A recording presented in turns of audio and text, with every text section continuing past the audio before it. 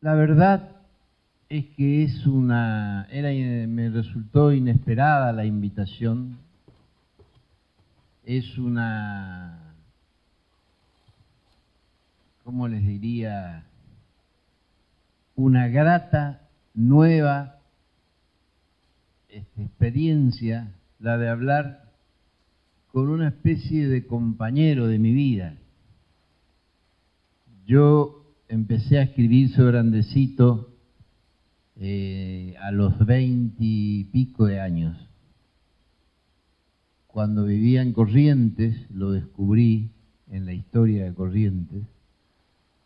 Y cuando llegué a Misiones dije, no, yo voy a tomarme en serio, y empecé a recorrer los archivos, a hablar con las personas que seriamente sabían, que eran pocas. No había ningún libro en la Argentina publicado sobre Andresito. Así que en 1880 fue el primer libro que se escribió en la Argentina sobre Andresito.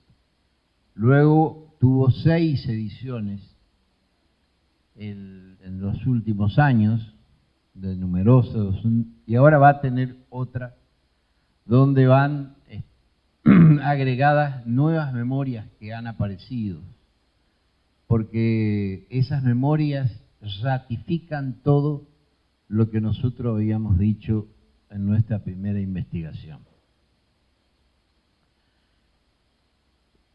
Como las ciencias sociales tienen una metodología de explicación, porque si no, no se entiende por qué pasan las cosas, tendríamos que decir que Andresito Artigas no puede ser entendido si no es desde 2 dimensiones de la historia que aparecen justamente en el momento en que se rompe el Estado español. Ustedes saben que las instituciones, al transcurso de la historia, se van transformando y se irán transformando siempre. La característica que tiene la historia es que crea nuevas instituciones, nuevas formas de organización de vida, y así como hubieron grandes imperios, así como estuvo la Edad Media, vino el Estado-Nación y así sucesivamente, se van transformando las formas en que los hombres y mujeres se organizan en sociedad. A veces eso se da en forma pacífica y a veces se da en forma abrupta. A veces se da por la invasión de un pueblo contra otro. A veces se da por una transformación interna, por la necesidad de una transformación interna, porque no están bien organizadas las instituciones por las cuales se mueve ese mismo pueblo. Y a veces, como el caso de la Revolución Hispanoamericana, que es la primera dimensión donde tenemos que ubicarlo a Andresito, se da por la ruptura del Estado, dada la prisión del símbolo de la unidad del Estado, que era el rey.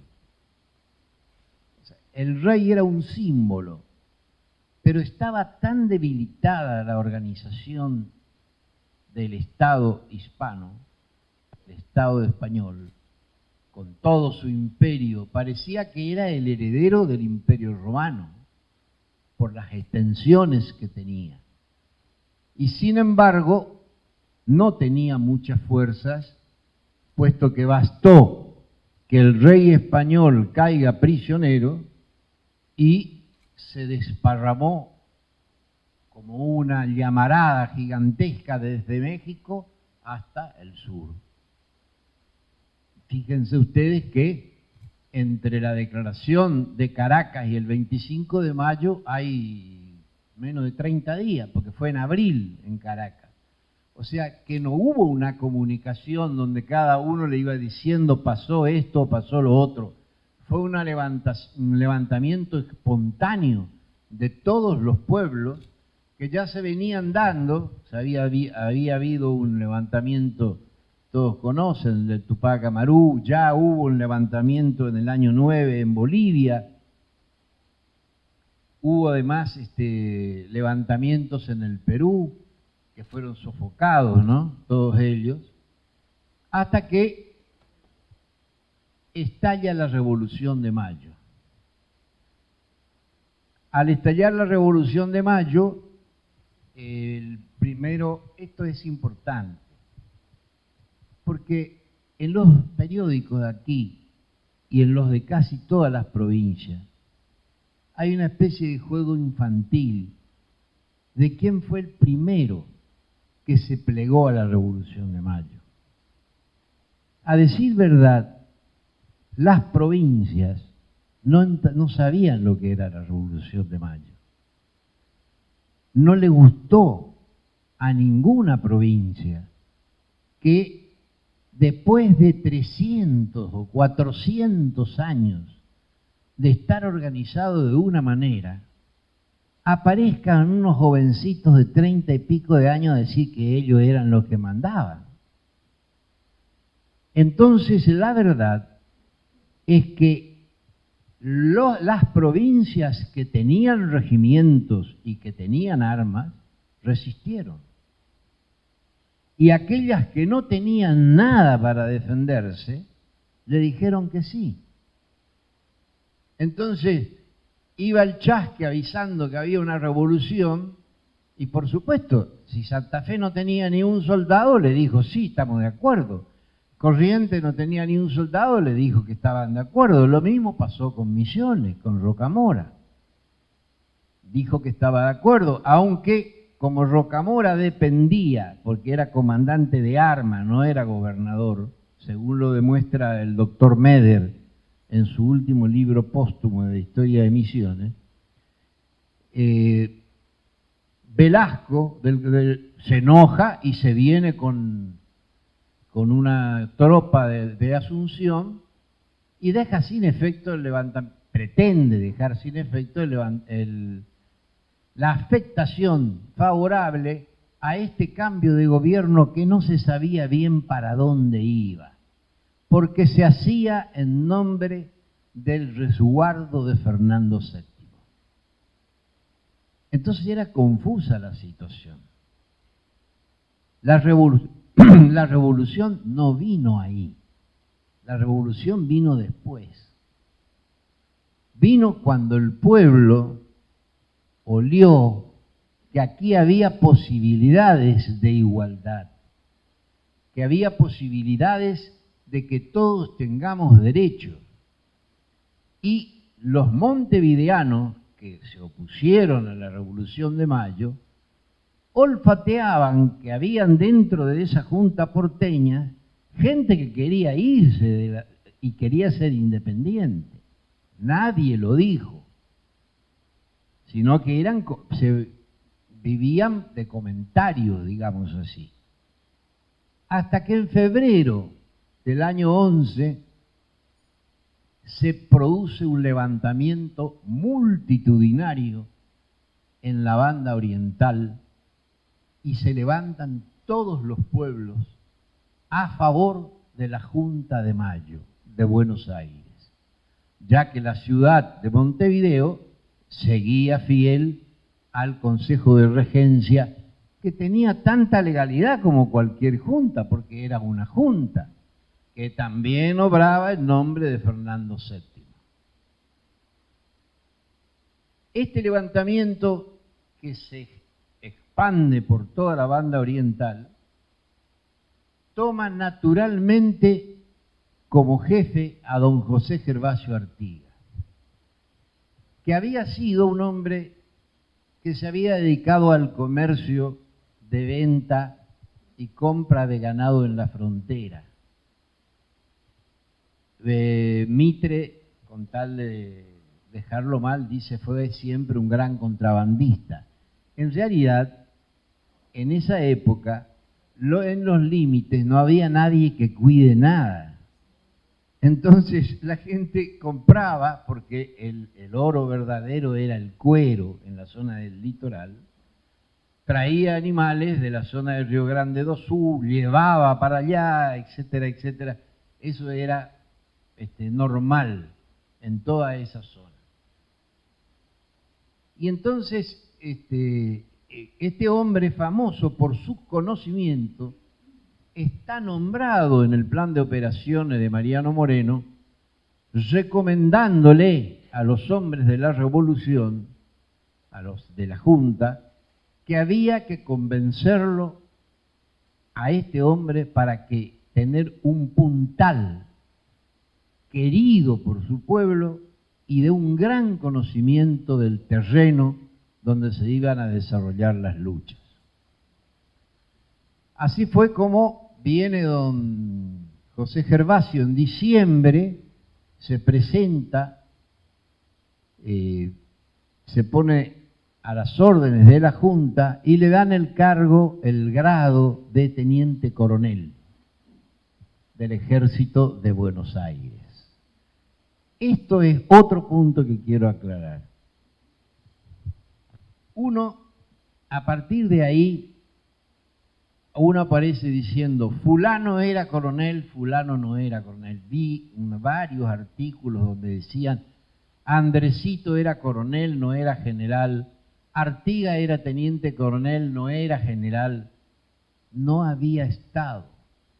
Al no haber estado, no puede haber grados. Entonces, el último grado que se le dio a Artiga fue ese, el que le dio la Junta. Pero la gente le decía mi general.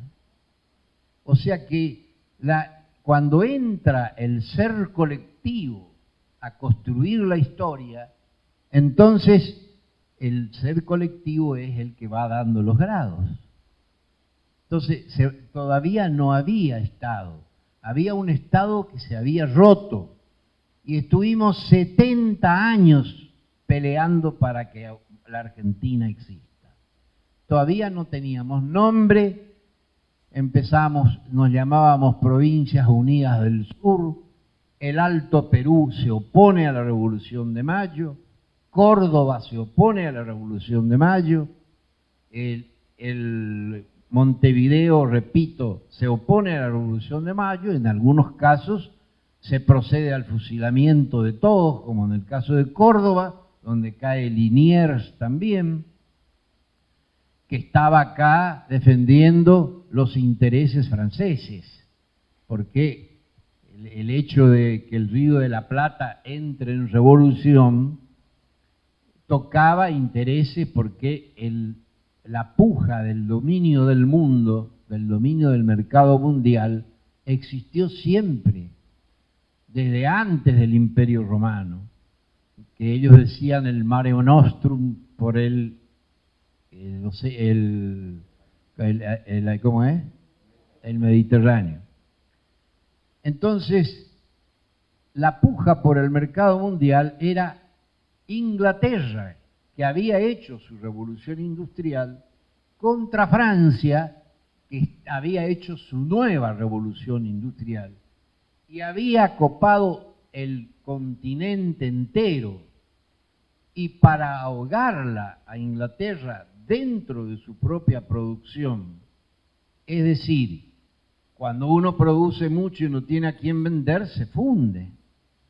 Eso hizo Napoleón cuando le cerró el continente, y entonces al cerrarle el continente, los ingleses tuvieron que salir a buscar la India, el Río de la Plata, y todos los lugares más lejanos para poder seguir vendiendo sus mercaderías. De alguna manera fue una guerra de 100 años por el dominio del mercado mundial que ganó Inglaterra. Terminó ganando Inglaterra porque cayó Napoleón en el año 15 y eso va a influenciar sobre todas estas luchas que nosotros estamos acá describiendo ahora. Es decir, en ese cuadro de la emancipación americana aparece don Andrés Guacurarí Artiga en la zona de las Misiones y Corrientes y es el gran defensor del nordeste nuestro. ¿Cuál era la otra dimensión sin la cual, porque dije dos al comienzo, sin la cual no podríamos entender lo que pasó con Andresito? La otra dimensión era la experiencia que tuvimos en esta zona con los sacerdotes jesuitas. Los sacerdotes jesuitas crearon una sociedad muy particular que no existía en ningún lugar del mundo, porque ellos trajeron para enseñar el Evangelio un arma que no se había ocupado hasta ese momento. Y ese arma era la palabra y la música. Con esas dos armas ellos fueron acercándose a estos indios que habían sido, que no eran tan atrasados, porque los conmovían las melodías, por ejemplo, y recibían bien a los sacerdotes. Y los sacerdotes, además, respetaron dos cosas importantes. En primer lugar,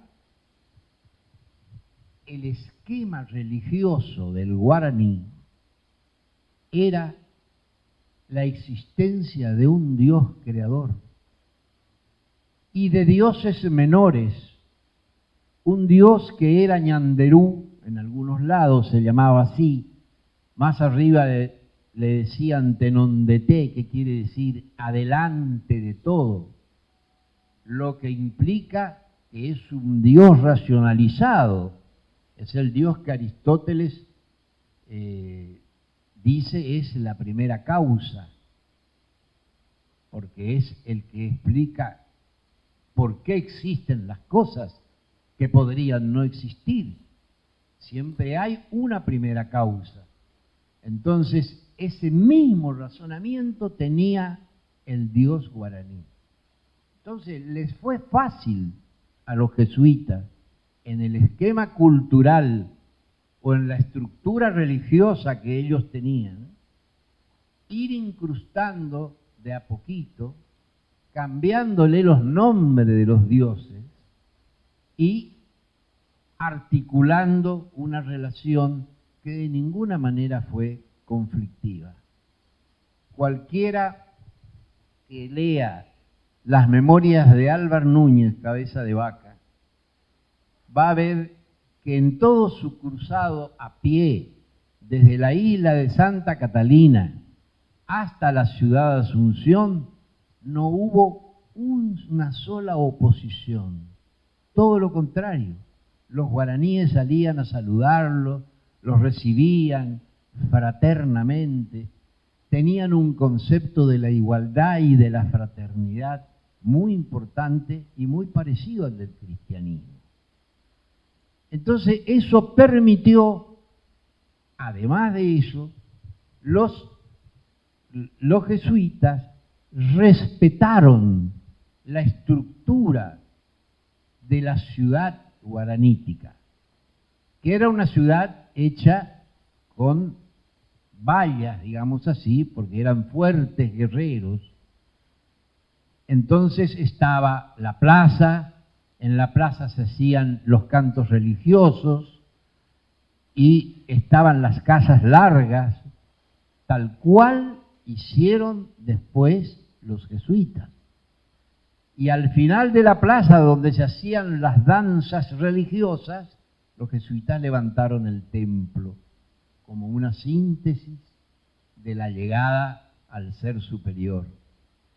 Y lo único que innovaron y que les costó muchísimo, muchísimo, fue que en las casas largas viviesen las familias separadas. Porque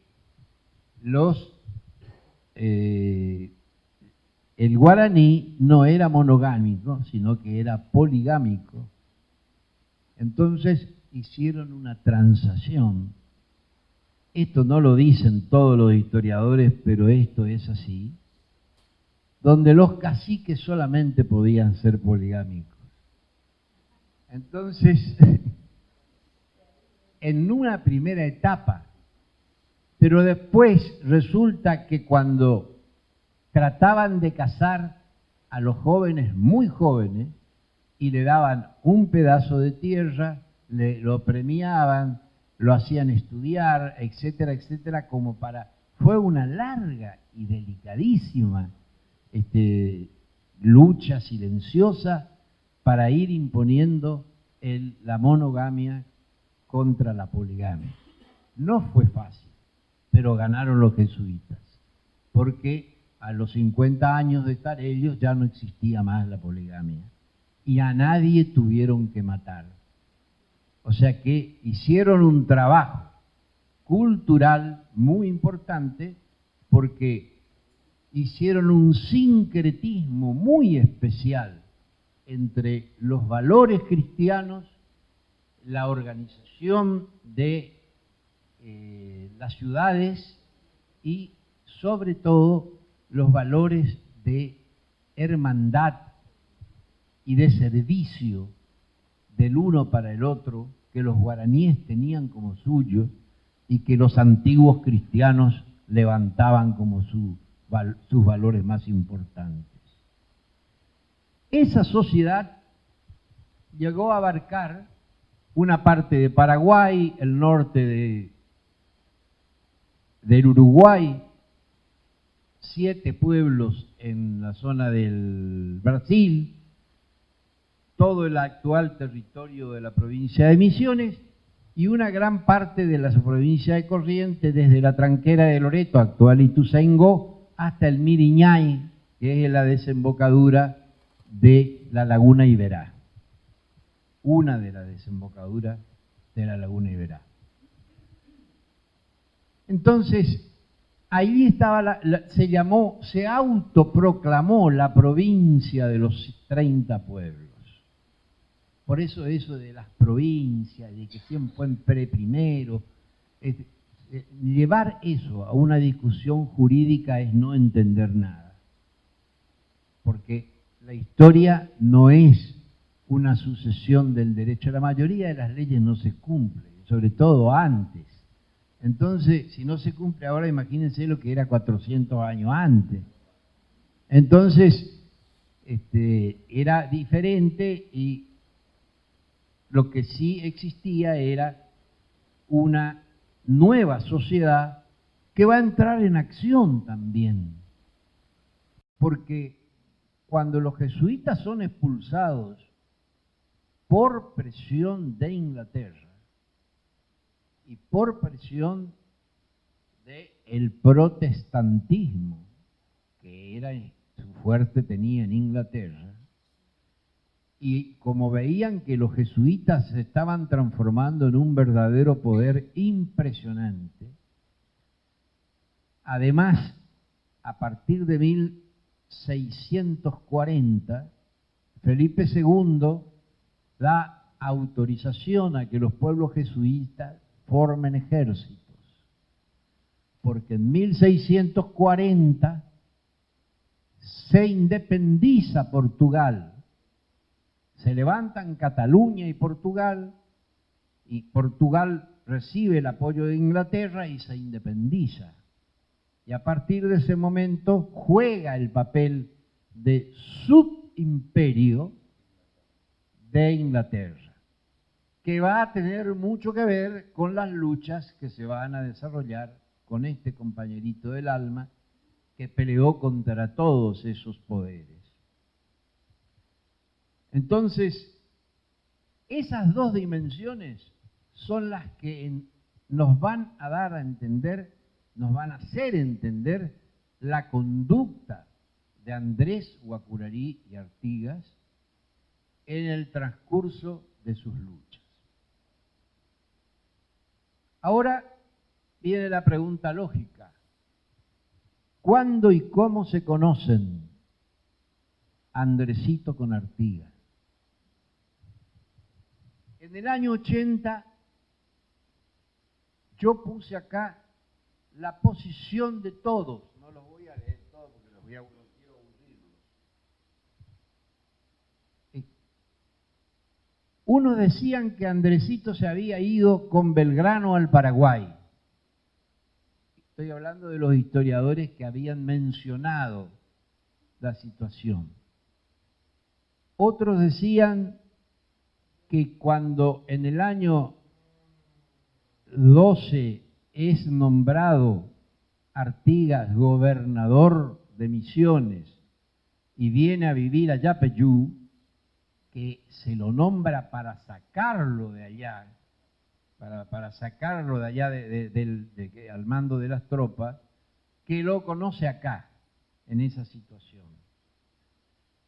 Y después otros dicen que cuando se da el pacto de Portugal con Buenos Aires, traicionando a los orientales que habían desarrollado la batalla de las Piedras, entonces viene la primera invasión portuguesa a favor de los españoles que estaban en Montevideo. Y entonces los indios de las Misiones se levantan todos y se presentan ante Artigas, por la vieja tradición que tenían antiportuguesa, puesto que los portugueses a sus bisabuelos los agarraban como esclavos y lo vendían ante el mundo. Entonces si había un lugar donde se odiaba al portugués, era en las Misiones, eran los indios de las Misiones. Y entonces, eso dice Enrique Patiño, entre esos indios iba Andresito y se presentó como soldado en el año 11. El año pasado apareció un nuevo documento.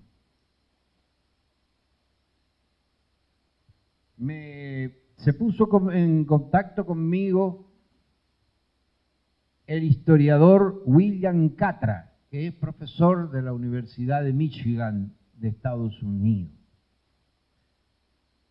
Intentó verme varias veces y me cayó el 31 de diciembre del año pasado a las 6 de la tarde. Así que pasamos juntos el año nuevo y me mostró que había escrito varios libros sobre Artigas. Y uno de ellos era Las Memorias de Campbell, que las encontró en una caja de madera cerrada en el archivo de Córdoba. Y resulta que Campbell, que se refugió en el Paraguay cuando cayó Artigas, igual que Artigas, el doctor Francia no es que le dejaba en libertad a todo el mundo, tenía una mano bastante fuerte. Entonces a él no le dejaba hablar más que con un sacerdote, que era un jesuita. Y con ese sacerdote, él le dictó estas memorias al jesuita. Y el jesuita, cuando muere Campbell, lleva a Córdoba, porque lo trasladan a Córdoba, y los guarda en esa caja.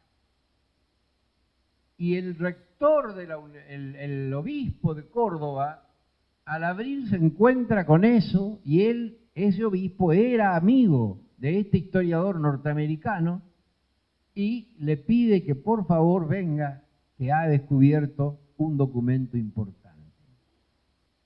Y entonces aparece el historiador que me cita en todos los libros. Yo ya tenía, cuando escribí este libro, ya tenía escrito 2 libros sobre Artigas. Artigas como caudillo argentino y Artigas y la Patria Grande. Entonces veo que estoy citado y me sorprende realmente. Y yo le digo, acá hay un secreto. ¿Cómo un norteamericano está enamorado de Artigas? Y el secreto era que la señora era uruguaya. Entonces, ella le echó el veneno artiguista al yanqui y se enamoró en serio. Lo conquistó. Bueno, entonces les cuento algo importante. El amigo Campbell llegó, era irlandés. Ustedes saben que los irlandeses estaban contra los ingleses permanentemente, eran sometidos por los ingleses, y él llega con la invasión inglesa a Buenos Aires y en medio de la lucha se mete en una casa, agarra a un muerto criollo, se cambia la ropa y sale vestido de criollo y empieza a pelear del lado criollo. Campbell. Entonces, cuando se le vence a los ingleses, él dice, el problema era porque él era todo colorado, el pelo bien colorado. Entonces buscó un sombrero para que no se le vea el pelo colorado, porque tenía miedo que los ingleses que andaban por ahí lo agarren de nuevo, lo meten en el barco y lo llevan a Inglaterra. Y le hacen pelear en el Oriente, en cualquier lado. Entonces el tipo toma un barquito y se va al arroyo de la China, que era un pueblito que recién estaba formándose. Y desde ahí escuchaba mucho el nombre de Artigas. Y entonces estalla la Revolución de Mayo y que se da la batalla de las Piedras y que Artigas pone sitio a Montevideo. Es decir, no deja salir ni entrar a nadie para que nadie tenga comida ni agua y se rinda a la plaza, frente a Artigas con todos sus hombres. Entonces, luego de eso, viene Nicolás Herrera, que era un uruguayo al servicio de los porteños, y se pone en contacto con Rademacher, que venía en nombre de Lord Trafford, porque Lord Trafford no quería, si bien él vivía en Río de Janeiro y dirigía la política internacional, no quería que el Brasil domine toda la Mesopotamia, porque implicaba que podía transformarse en una potencia que algún día iba a tener problemas con Inglaterra. Los ingleses miraban lejos, sabían de lo que era la diplomacia y la geopolítica. Entonces, él busca que se arregle la cuestión y se firma el pacto Rademacher-Herrera, pero en el pacto se le entrega a los portugueses, es decir, al virrey Elío, no solamente la banda oriental, sino la provincia de Entre Ríos. Entonces los entrerrianos quedan indignados, como si nosotros, ¿por qué tenemos que estar ahora en manos de Elío? Pero el que estaba más indignado era el ejército artiguista, porque había ganado la batalla, había rodeado la plaza, la estaba por hacer rendir a Montevideo y resulta que Buenos Aires firma la paz a espaldas del pueblo que peleó de la primera, la batalla de las Piedras, está en la letra del himno nacional nuestro, cuando dice ambas piedras, Salta y Tucumán, en esa parte que no la cantamos, que es la más revolucionaria. Bueno, entonces Artigas se retira, él se retira con su ejército, pero lo que menos se iba a imaginar era que los pueblos abandonan sus pueblos y los siguen a Artigas. Y se produce el primer éxodo de la Revolución Americana en el sur de América. Y vienen miles de personas siguiendo al hombre que había dirigido la batalla de las Piedras, que había ganado y que iba a llevar al triunfo al pueblo insurgente que quería su libertad. Y entonces viene el famoso éxodo.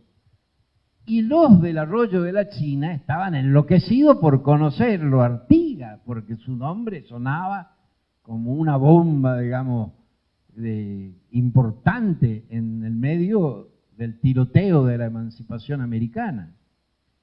Y entonces se cruzan. Y acá les quiero leer cómo aparece Andresito. Esto no está en el libro anterior, ni en ningún libro, porque cuando yo escribí acá, me puse del lado de Patiño porque me pareció que era lo más razonable que los indios salgan a defenderlo, a combatir a los portugueses. Entonces, pero el documento es sagrado en la historia. Entonces, el amigo Campbell nos cuenta de la siguiente manera. Es interesantísimo porque lo hace con una naturalidad que uno dice, ¿cómo son las cosas, no? Dice, cruzamos el río. Por 3 noches seguidas compartimos fogones con Artigas y con sus íntimos, y un pequeño grupo de lugartenientes que le mostraban una respetuosa obediencia.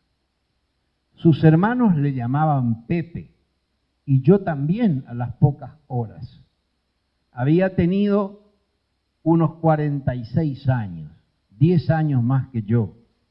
Quiere decir, tenía la edad de abuelito de la mayoría de sus lugartenientes. Se veían las canas que empezaban a predominar en sus patillas. Se vestía de botas y sencillo uniforme militar. Un poncho peruano cubría sus hombros y llevaba un sombrero europeo. Cada día atendía a las cosas de la higiene personal para poder presentarse siempre bien afeitado, de buen aspecto. Caminaba y hablaba de una manera calma. No se apuraba en nada. Proyectaba la imagen de un líder seguro de su papel y de sus ideas. Al acercarme, me daba cuenta del poder de su mirada, que me hacía recordar de las historias bíblicas leídas por mi madre sobre el hijo del carpintero de Belén. ¿Quién lo hubiera creído? A las pocas horas nos estábamos tuteando y yo comprometiendo mi futuro para defender su causa, dice Campbell. Acá empiezan a aparecer los nombres. Nuestro grupo llegó a conocer a varios de los lugartenientes que le seguían a Artigas desde su servicio con los blandengues. Su hermano Manuel Francisco, su primo Manuel, su íntimo amigo de juventud Fernando Torgués, Manuel García de Zúñiga, líder de milicia e hijo de estanciero, y otros soldados que eran blandengues de vocación como Blas Basualdo, Manuel Vicente Pagola, Jorge Pacheco y otros. Ahora escuchen esto. Sería una omisión injusta no mencionar aquí la figura destacada de Andrés Guacurarí, de extracción guaraní, un joven muy impresionante en todos los sentidos, con el cual en la próxima década yo iba a gozar de una fuerte amistad y con quien iba a colaborar en varias ocasiones promoviendo los objetivos de nuestro indiscutible líder. Andrés, era obvio, ya pertenecía al círculo íntimo del general, pero también participando en ese gran éxodo de gente. Había cientos de soldados guaraníes mezclados entre los criollos y sirviendo en las varias milicias huyendo de la banda oriental. Quiere decir que Andresito participó en la batalla de las Piedras, era miembro del ejército de Artigas y viene aquí con el éxodo oriental. Pero no se queda. Escuchen esto.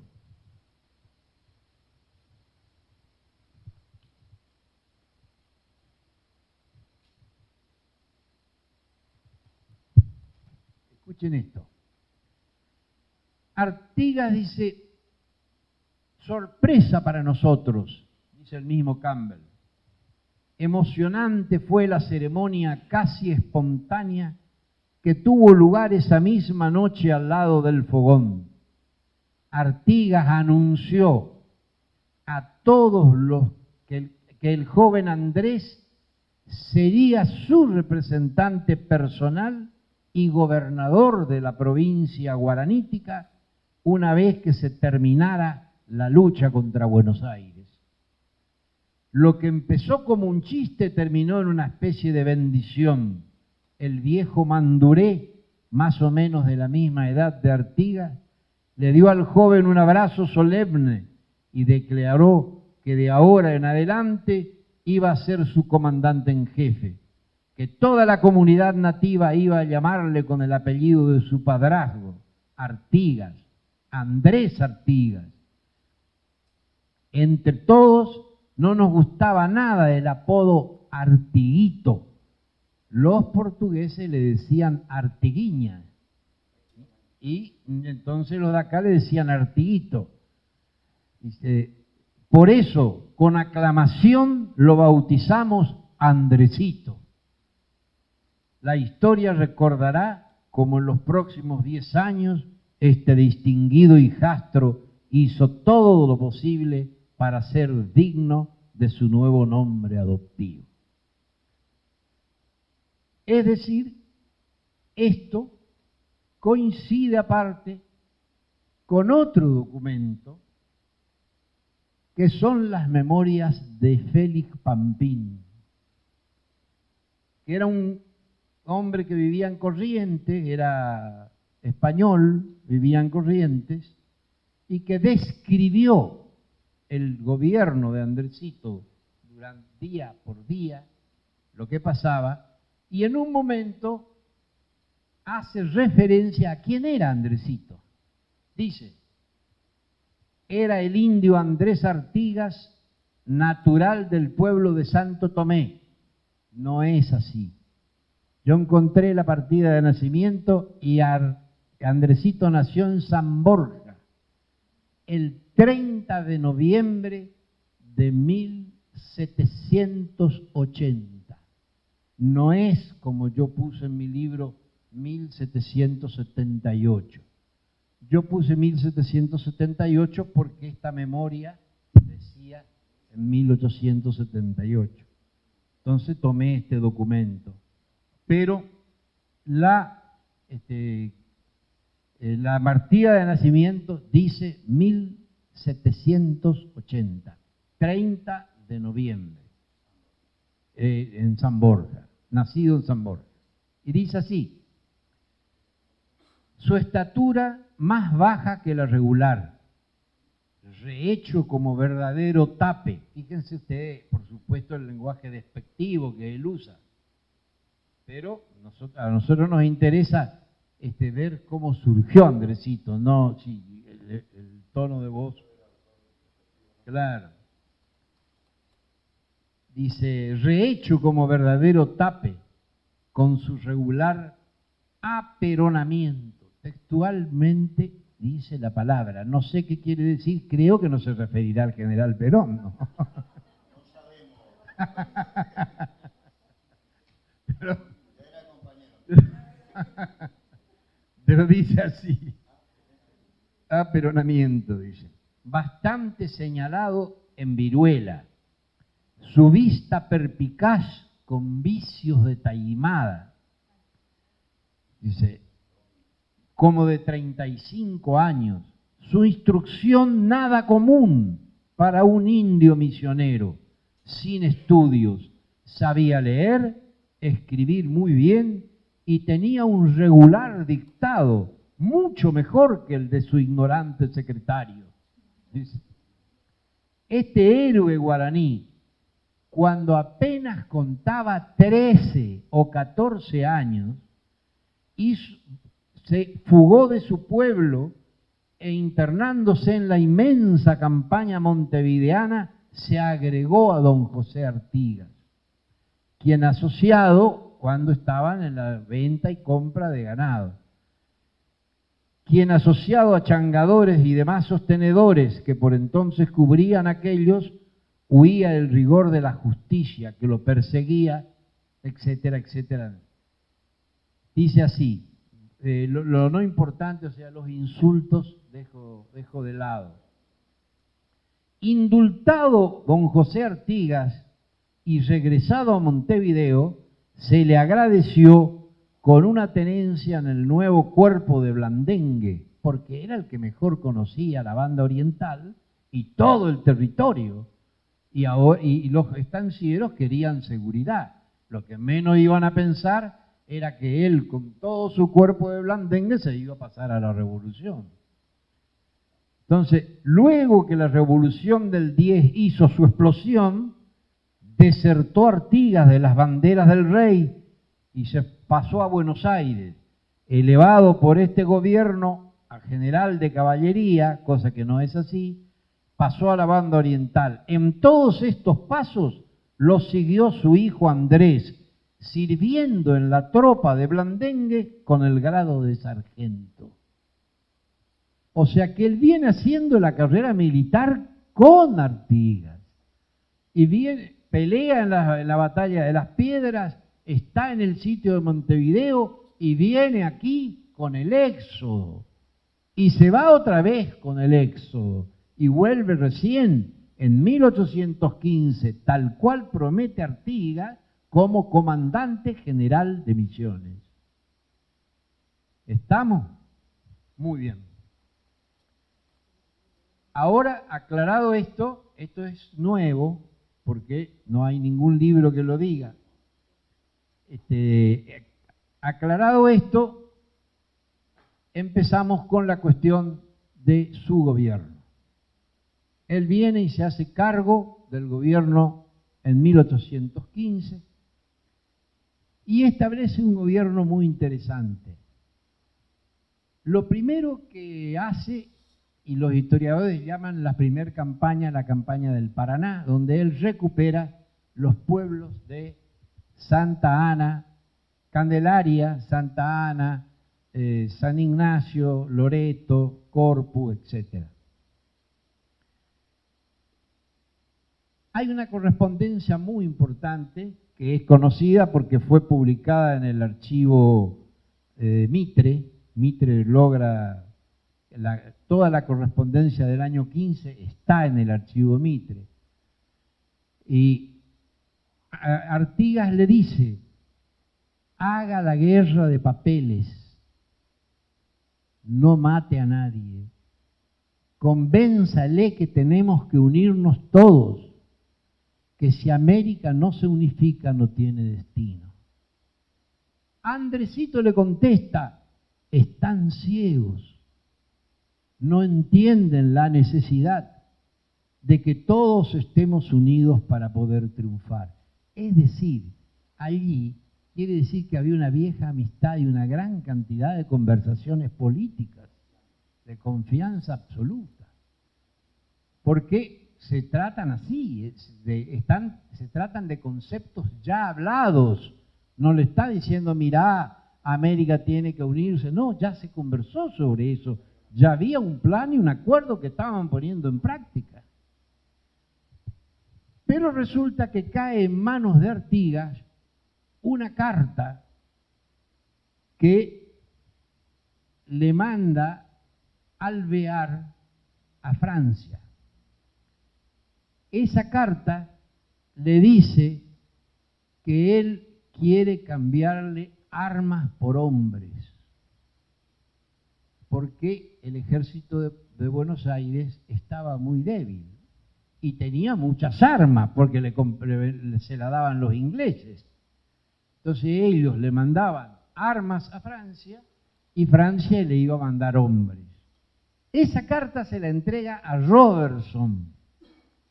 Y Robertson, por supuesto, en el camino, la guardia artiguista le sacan una carta, hacen una copia y se la mandan a Artigas.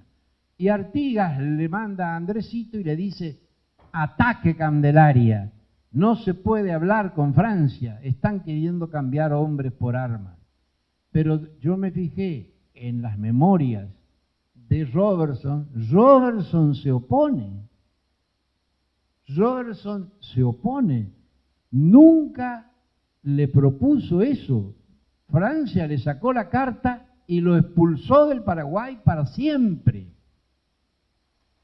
Francia no estuvo metido en ese negocio que dicen los libros y que yo también cometo el error de repetir en esta edición, que la voy a salvar en la edición de este año, si Dios quiere, porque es injusto lo que se dice contra Francia y que él estaba vendiendo hombres por armas. Entonces, se hace esa campaña, se recuperan todos los pueblos. Es una batalla tremenda, digo, porque la vez pasada leí un historiador que decía, en realidad no fue una batalla, sino que fue un pase de mano. Pase de mano, que una batalla que duró 6 horas y murieron 300.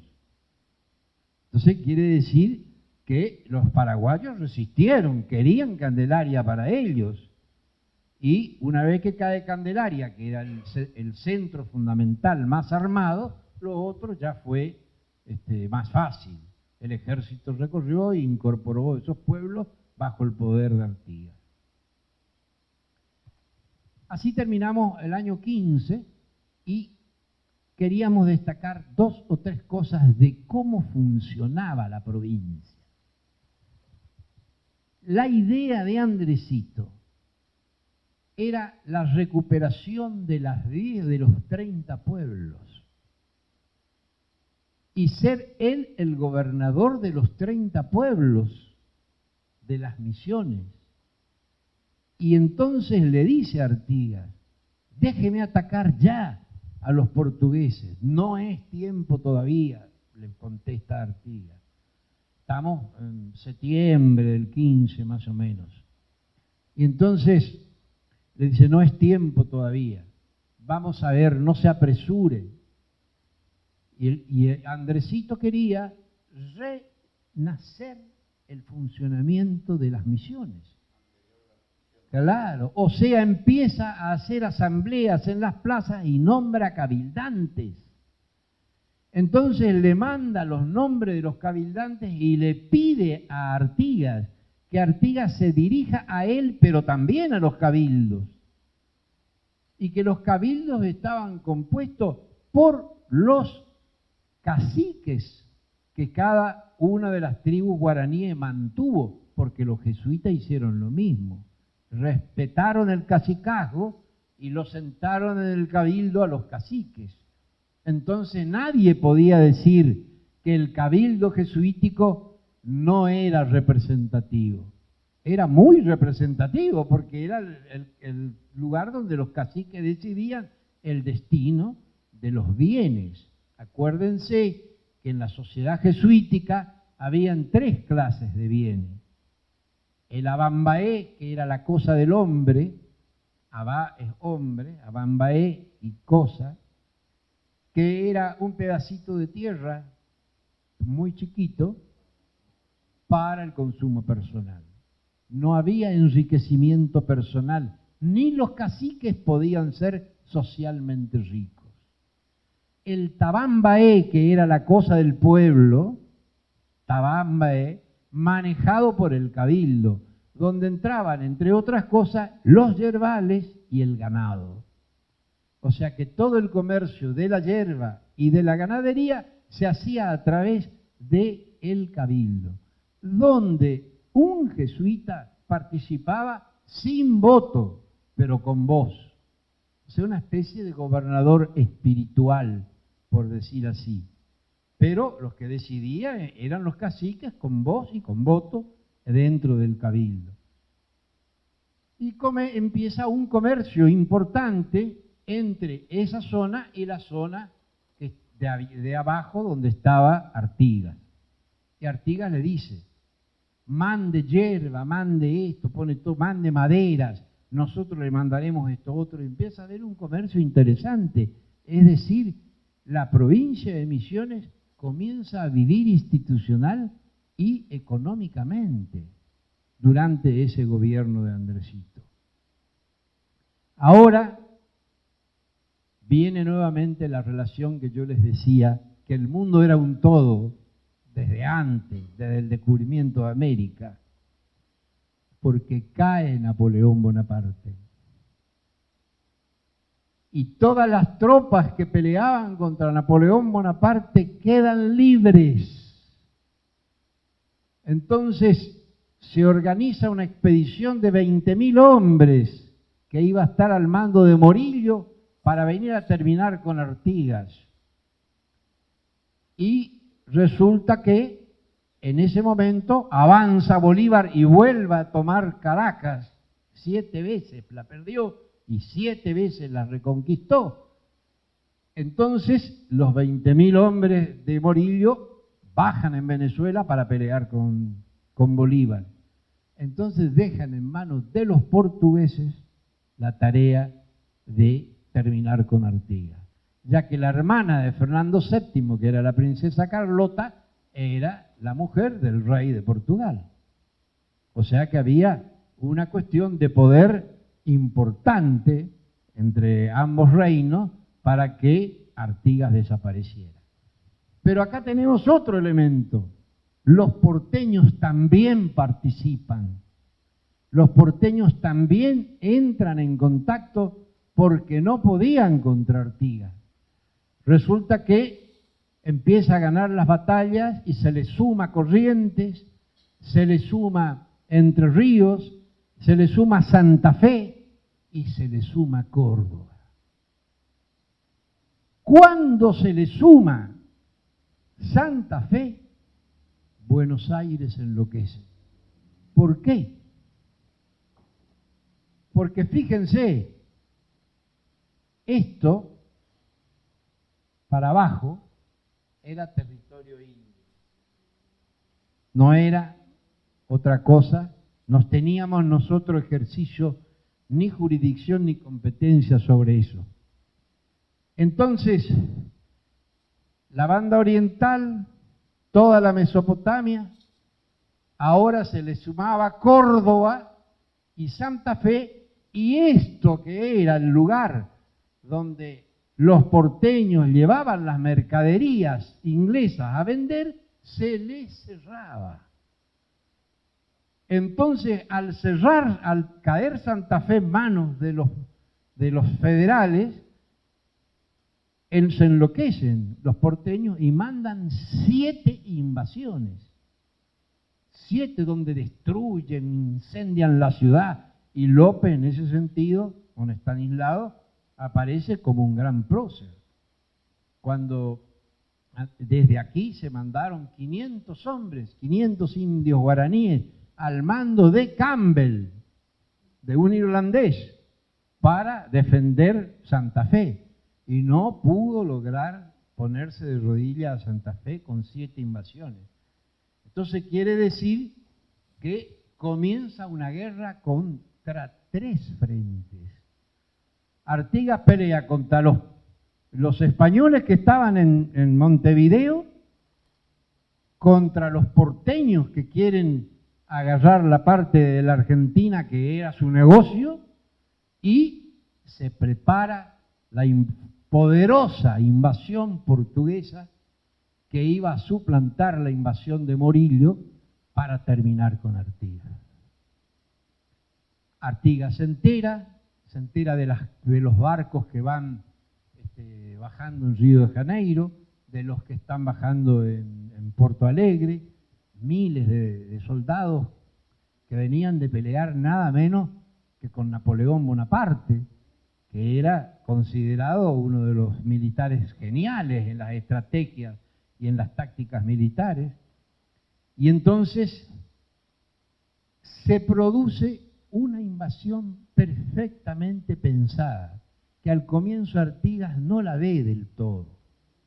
Fíjense que Artigas manda un montón hay una importante correspondencia también en el archivo Mitre, donde Artigas le manda a todos los cabildos cartas diciendo: todo el mundo prepárense, se nos vienen encima los portugueses, fulano tiene que quedar en Yapeyú, usted se queda, le dice a Andresito, usted se queda en Santo Tomé, y vamos a hacer lo siguiente, vamos a invadir nosotros al imperio portugués. Vamos a trasladar la guerra a territorio enemigo. No vamos a dejar que nos arrinconen acá. Ese es el plan que plantea Artigas. Dice, cuando yo ordene, y a los pocos días dice, a partir de este día, dentro de 16 días, usted, le dice a Andresito, cruzará con su ejército, tomará San Borja, tomará San Nicolás y córtese y nos encontramos en el Rincón de las Gallinas. Que eso era un lugar importante porque Artigas toma el medio y Fructuoso Rivera se pone del lado de la costa del mar. ¿Pero qué querían los portugueses? Los portugueses sabían que la fortaleza de este pueblo en armas y de esta guerra, un pueblo donde no cobraban los soldados, donde los soldados eran voluntarios, no fue así ningún ejército libertador de América, no fue así el ejército de Bolívar, no fue así el ejército de San Martín, que cobraba sueldos. Este ejército no cobraba, peleaba por voluntad y él decía, no quiero que se presente alguien que no sea voluntario. Solamente los voluntarios peleaban en este ejército. Y entonces, la mayoría de los voluntarios, ¿quiénes eran? Los indios de las misiones. Y en ese momento habían 140.000 habitantes en la provincia de Misiones. O sea que era inagotable el poder social que implicaba el hecho de pelear esta cantidad de gente. Entonces el marqués de Alegrete, que es el jefe del ejército portugués, le dice, usted, le dice a Chagas y a Abreu, ustedes tienen que hacer dos cosas. Primero, la columna principal tiene que venir por la costa del río y cerrarle el puerto. Porque mientras ellos tengan un puerto alternativo a Buenos Aires, Artigas es imbatible. Porque los ingleses seguían comerciando con Artigas, por más que eran amigos de los otros, le vendían armas a Artigas. Entonces, y segundo, la segunda columna tenía que aniquilar las misiones y decía textualmente el marqués de Alegrete, que no quede ninguna casa en pie, ninguna piedra en pie. Maten a niños, a sacerdotes, a mujeres, a todo, que no quede nada que pueda utilizarse para reconstruirse de nuevo un pueblo. Porque esos hombres son intratables. No hay nada que conversar ni que negociar con los guaraníes. Entonces vienen las dos columnas, una para acá y la otra que le toca a Rivera, a Fructuoso Rivera, que le toca enfrentar a Fructuoso Rivera con Lavalleja y Manuel Francisco Artigas, el hermano de Artigas. Entonces, las tres columnas, Artigas queda en el medio, en la menos importante, con el ejército más grande. Entonces, Andresito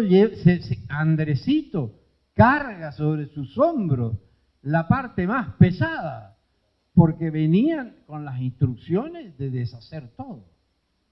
Bueno, se da la batalla de San Borja, que Andresito gana 2 batallas antes de llegar a San Borja, y una vez que está sitiando San Borja, ahí hay una anécdota donde él no quiere, avisa que va a entrar a degollar a todo el mundo, pero era su pueblo, era el lugar donde él había estudiado, la gente que vivía ahí eran sus amigos.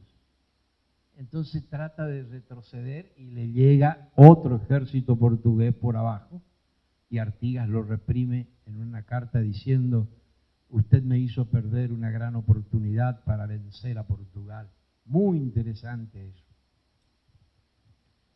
Bueno, a partir de ahí se cruzan el río Uruguay y se rearma lo que se llama la resistencia.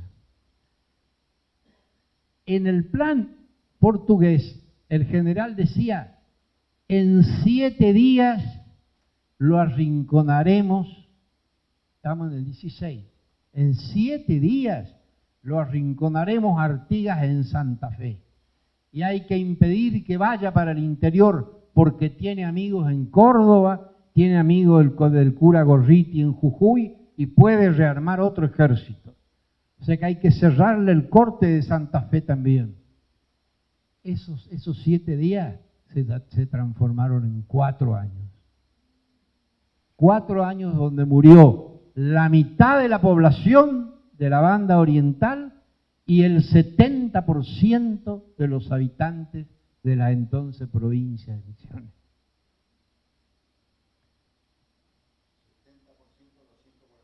De los 140.000. No hubo en toda la... fíjense ustedes que las campañas de San Martín tuvo 1.300 muertos. No hubo en toda América una masacre tan grande como la que se hizo detrás de esta epopeya. Es muy importante que tomemos conciencia, porque Andresito se bate como un loco en Yapeyú, en San José, dispara hacia Liberá, se esconde. Cuando los portugueses lo buscan por un lado, le aparece por el otro, aparece con guerra de guerrilla. 7 meses lo tuvo enloquecido, hasta que cuando él estaba organizando su ejército acá en Apóstoles, el 2 de abril le cae todo el ejército y se enfrentan por primera vez tropa contra tropa y gana el ejército guaraní y lo corre hasta el río Uruguay, Andresito, a Chagas, y 8 meses le cuesta a Chagas rehacerse de la batalla de Apóstoles, que después recién en San Carlos vuelve a vencerlo a Andresito. En ese interín se da un golpe de Estado en Corrientes. Bedoya, manejado por Buenos Aires, lo saca a Méndez, Juan Bautista Méndez, que también estuvo en la batalla de las Piedras y que acompañó, que hizo todo ese mismo, apareció como gobernador de Corrientes. Y después de gobernar Corrientes esto es importante, que se sepa y que se recuerde, porque es muy maltratado por los historiadores correntinos, Juan Bautista Méndez, y después de haber sido gobernador más de 10 años, terminó como empleado del cementerio inscribiendo a los muertos.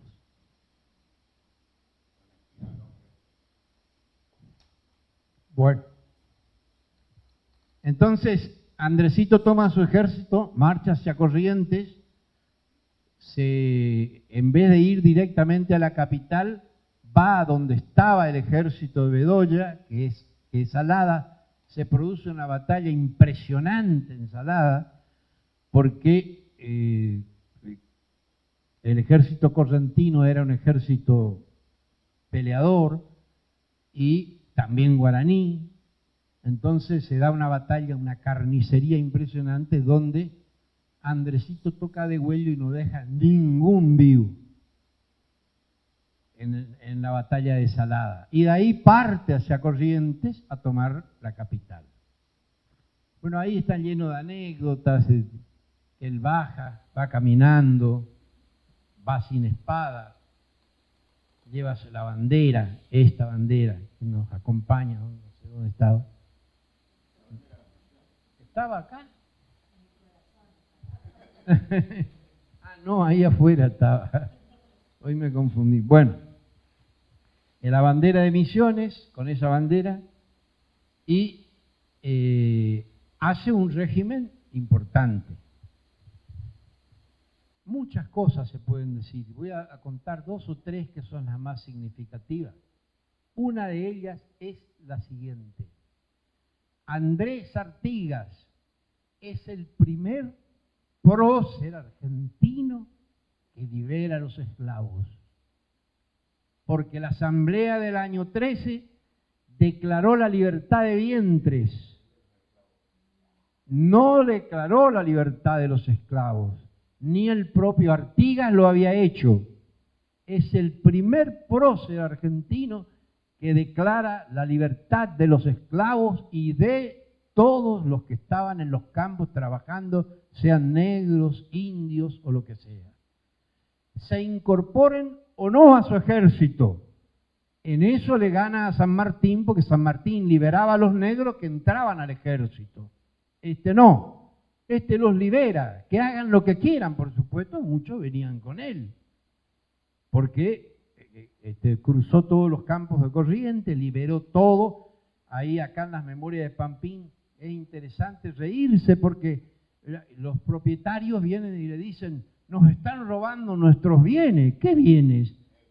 Claro, era así, era una cosa increíble el choque de dos sociedades, porque era el choque de esa sociedad igualitaria, solidaria, cristiana, que venía de las misiones, con una sociedad que se estaba conformando de acuerdo al comercio inglés, a las categorías de que eran fundacionales, de que quién había sido descendiente de los fundadores, de las diferencias sociales, etcétera, etcétera.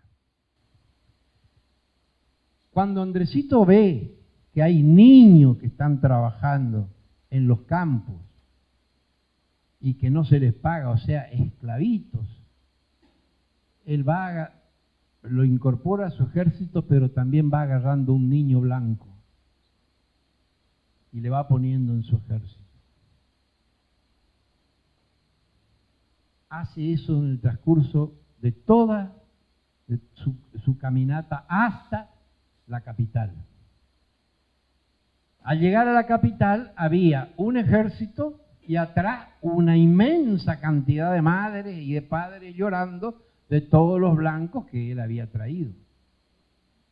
Entonces Andresito los tiene ahí 2 o 3 días y después les hace pasar a las madres y le dice, llévense a sus hijos, pero recuerden de ahora en más que las madres indias también tienen corazón.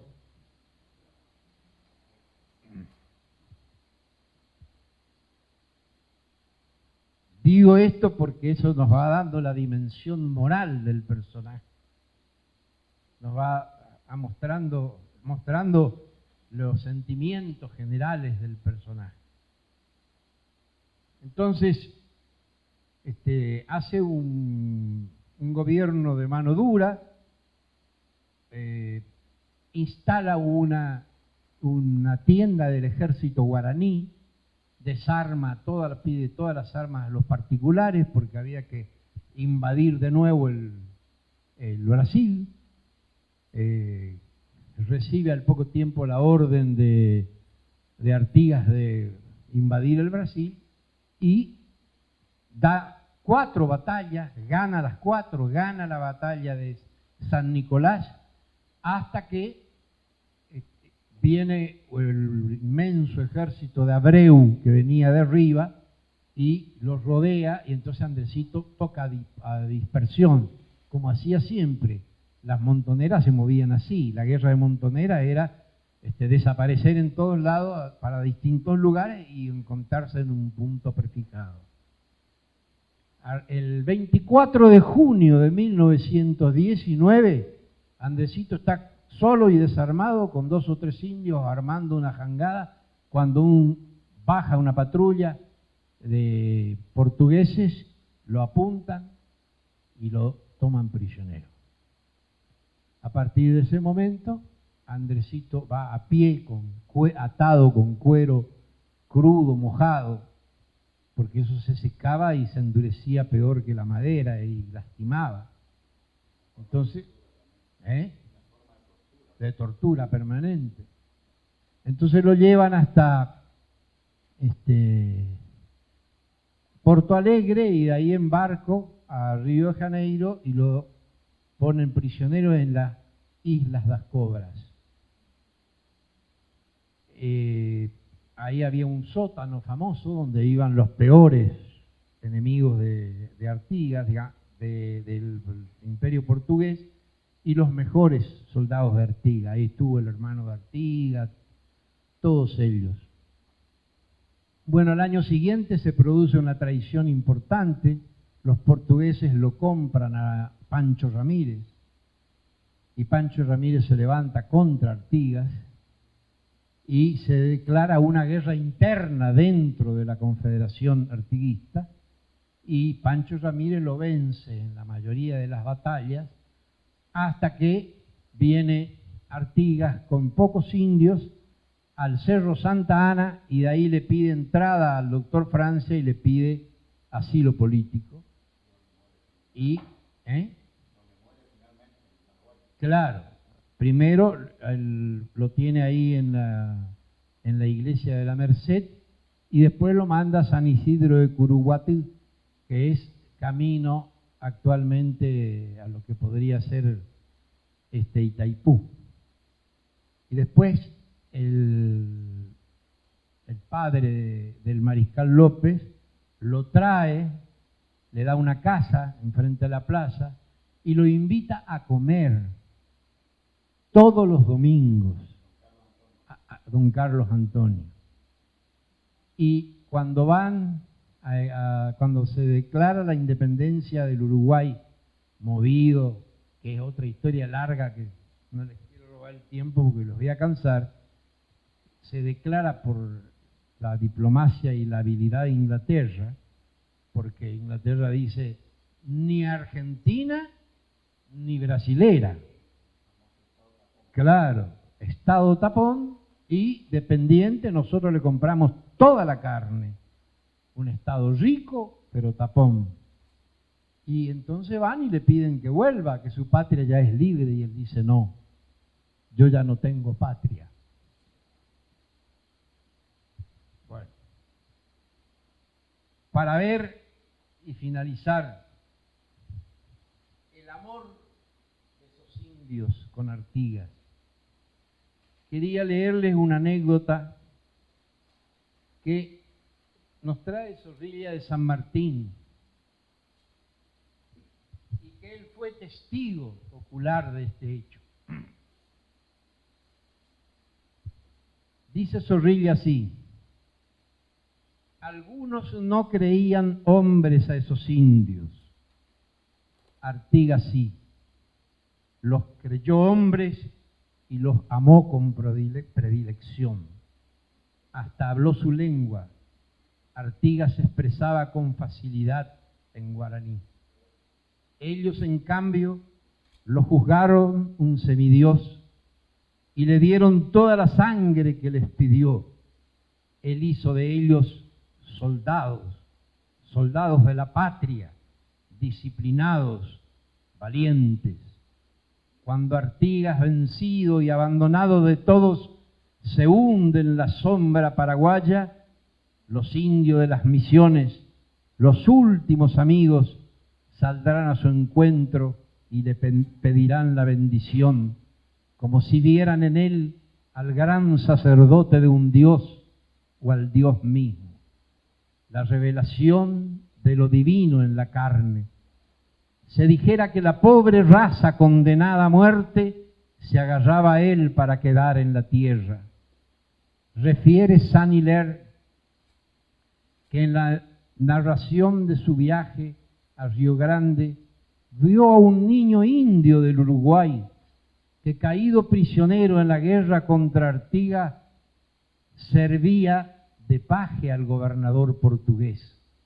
El indio estaba bien vestido, bien tratado, tenía su boinita libré azul y tenía botones dorados. El viajero francés le preguntó si estaba contento. El niño bajó la cabeza. ¿Buscas algo?, le dijo. Sí. ¿Y qué es lo que más desearíais? Irme con Artigas, dijo el niño indio, irme con Artigas.